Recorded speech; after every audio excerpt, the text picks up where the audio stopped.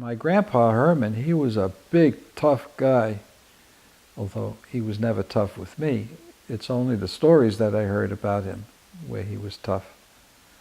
I'll just tell you one to give you an idea.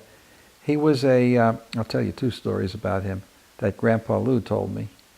He came over from Hungary, and the first few days that he was in the United States, he didn't know anybody, and he didn't have any.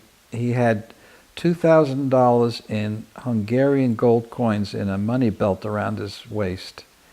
He didn't want to spend any money on a hotel because that was kind of stupid in his mind. It was summertime, so he slept on the beach. I don't remember exactly what beach, but it was probably in Brooklyn. He slept on the beach. And the first night he was sleeping on the beach, he woke up in the middle of the night and there was a guy bent over him trying to take his money belt off. So he pulled his knee up as hard as he could, knocked the guy cold, took the guy's wallet, and went away. It was tough times in those days. And so he had a few extra bucks as a result the next morning. Another story that Grandpa Lou told me about his father is that he was in the subway with his father one day, the Independence or the BMT or one of those subways.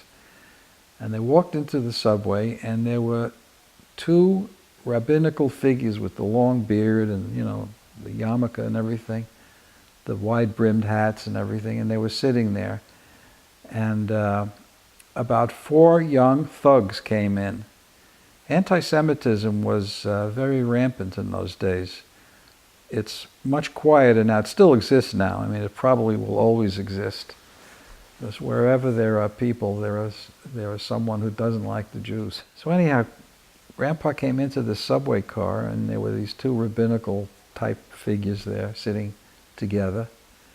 And these young thugs came in. They started taunting them, pulling the beard. One guy took the old man's yarmulke off and threw it across the car and everything. My grandpa got furious. And the way my father tells it, at the next stop, the 3 guys that were doing, I think it was 3 guys, that were doing the teasing were all out cold on the floor. And my grandpa said to the guys, to the old men, "You come out and you wait for the next train." And he said it in Yiddish. And they got out of the car and they thanked him. And he saved their coals. But he was a tough cookie.